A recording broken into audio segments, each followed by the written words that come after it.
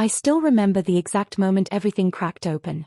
And I was standing in my bathroom, staring at a stranger who looked disturbingly familiar. The light above the mirror buzzed softly, casting a warm glow over my face. My heart was pounding so hard I could hear it in my ears. My hands, her hands, were trembling. The dress clung to me like it had always belonged there. I whispered, barely breathing, this was a mistake. And yet, I couldn't look away. I never meant for it to happen like that. One dress. One night. That was the rule I'd set for myself, the boundary I believed would keep everything contained. Harmless curiosity. A private experiment. Something I could laugh off the next morning. That's what I told myself when I picked the dress up earlier that evening, fingers brushing against the soft fabric like it might bite back. It wasn't even flashy, simple, elegant, dark blue. The kind of dress you wear when you don't want to scream for attention but still want to be seen. I told myself I was just curious. But standing there now, mascara slightly smudged, hair styled in a way I'd practiced secretly on YouTube tutorials, lips tinted just enough to feel dangerous. I felt something crack inside my chest. Fear. Excitement. Recognition. Oh no, I whispered, eyes wide. Oh no, no, no. Because the person in the mirror wasn't a costume. She was me. The next morning didn't come with fireworks or dramatic music. It came with sunlight slicing through the curtains and a knot of panic twisting my stomach. I sat up in bed, heart racing, instantly aware of my body in a way I never had been before. The dress lay folded neatly on the chair. I stared at it like it might expose me if I blinked too long. Get it together, I muttered, rubbing my face. It was one night. But when I went to work that day, nothing felt the same. My clothes felt wrong. Too stiff. Too loud in their masculinity. I caught my reflection in windows and elevator mirrors and felt disappointment. Like I'd left something important behind in that bathroom. At the office, conversations blurred around me. Hey, you okay? My coworker asked, eyebrows raised. Yeah, I said quickly. Too quickly. Just tired. But it wasn't tiredness. It was grief.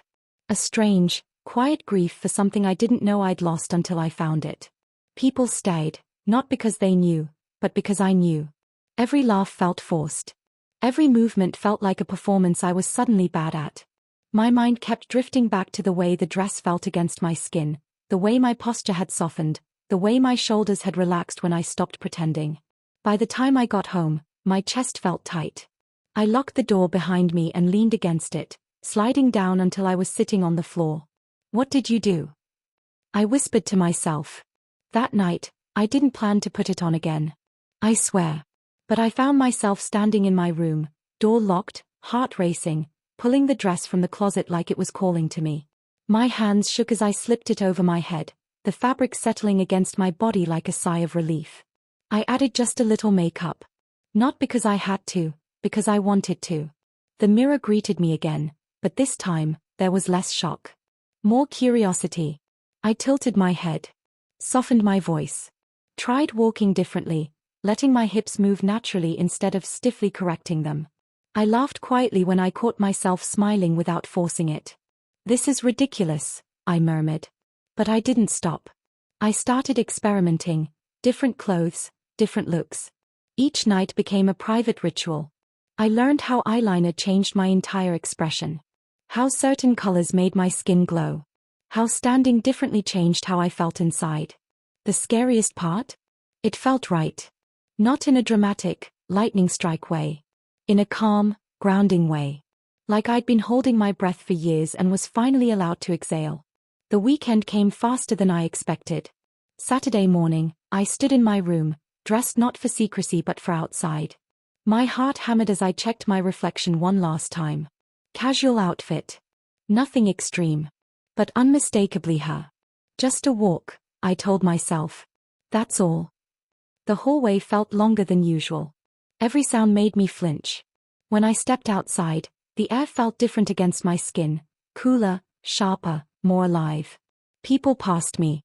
Some glanced. Some smiled. Most didn't notice at all.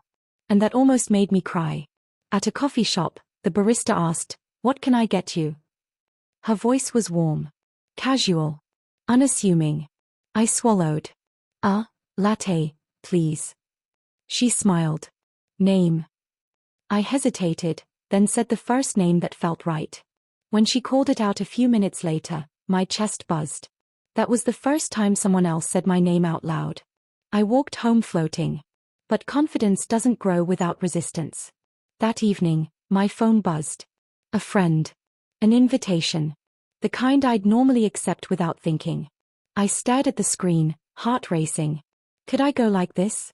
Did I even want to go as the old me anymore? The internal debate was brutal. Fear clawed at my chest, whispering about judgment, rejection, loss. But something stronger answered back. If not now, when? I went. The moment I walked in, conversations stalled. Eyes widened. Silence stretched. Then someone smiled. Hey, they said carefully. You look different. I took a breath. Yeah, I am. The tension cracked. Questions followed, not all comfortable, but honest. Some awkward laughter. Some quiet nods. And to my shock, acceptance. Later that night, standing alone on the balcony, city lights glowing below, I realized my hands weren't shaking anymore. I was smiling. The real confrontation came a week later. Work. HR. A closed door and serious faces. We've noticed some changes, they said gently. We want to make sure everyone feels respected. My heart pounded, but I didn't shrink. This is who I am, I said, voice steady. I'm still me. I'm just done hiding. There was a pause. Then understanding. Walking out of that room, my legs felt weak, but my spine felt straight. The dress that started it all still hangs in my closet. I don't wear it every day. I don't need to. Because what flipped my life wasn't the fabric. It was the permission I finally gave myself. To be curious. To be honest. To be brave enough to look in the mirror and say, I see you. If you're watching this, heart racing, wondering what would happen if you tried, just once, let me tell you something. Sometimes it only takes one night to realize you were never broken. You were just waiting for yourself. I thought the night of the dress was just an experiment. One dress. One night. That was all I had promised myself. I was wrong. Because once the dress was on, once the mirror reflected me in ways I had never allowed myself to see, there was no going back. The next morning, the sunlight seemed sharper, more intrusive. Every reflection I passed, from the office elevator to the coffee shop window, made me pause, my chest tightening. I kept brushing at my hair, tugging at the hem of my shirt, straightening my posture in ways I hadn't before. I realized, horrified, that part of me missed the shape, the softness, the curves that dress had revealed. Work was brutal. People whispered, glanced, and lingered a little too long.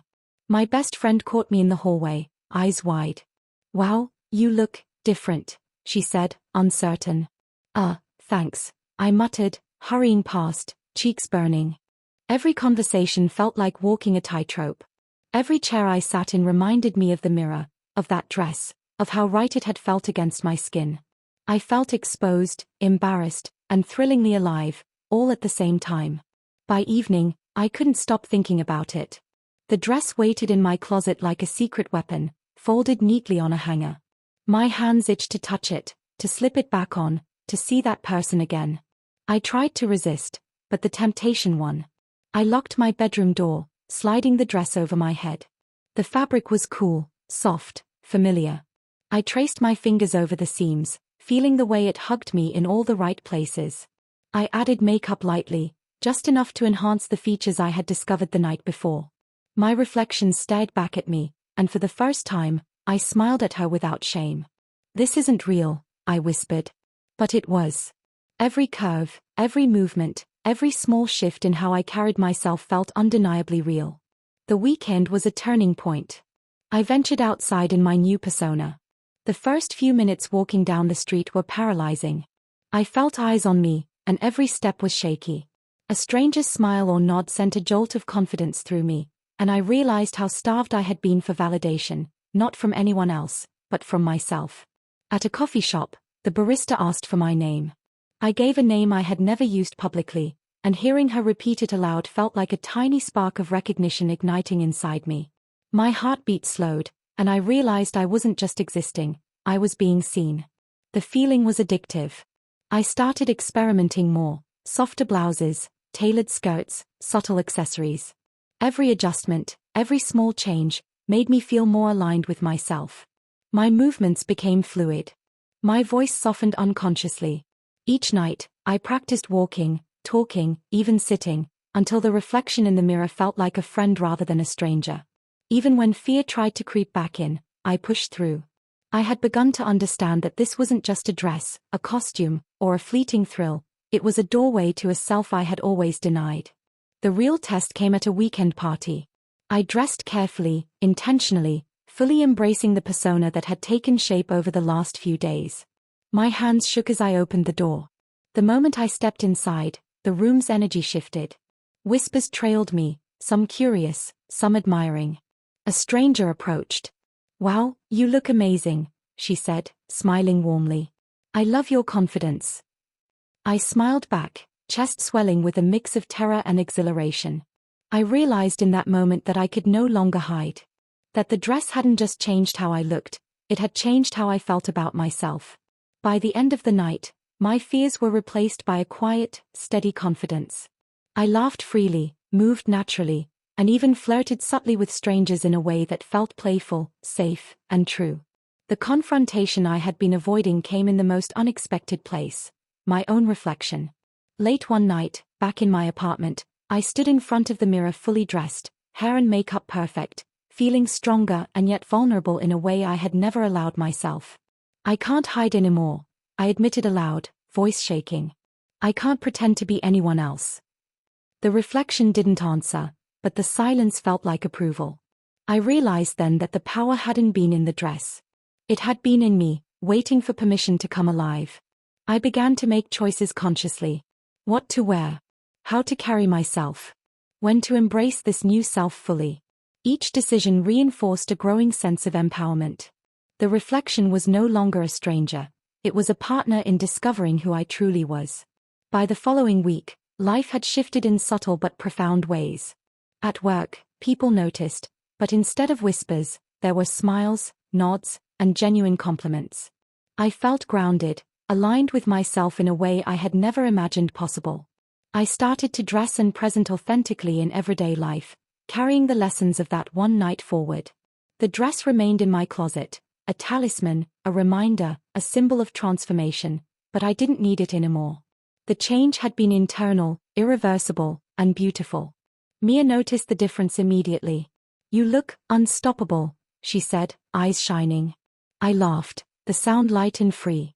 "I feel unstoppable," I admitted. "Now, when I look in the mirror, I see a life flipped, not by a single dress, but by the courage to wear it, to explore it, to step into it fully. I see someone unafraid, authentic, empowered. Someone who knows that transformation doesn't always come gently. It sometimes arrives in one daring night, one bold choice, one dress. If you're watching this, wondering what it might feel like to try something new, to explore a side of yourself you've hidden, remember this: sometimes, one night is all it takes. One decision. One step. One dress. And when you finally look in the mirror, it won't just be fabric that hugs your body, it will be truth finally embracing you. Your life might flip. And when it does, you'll never want to go back.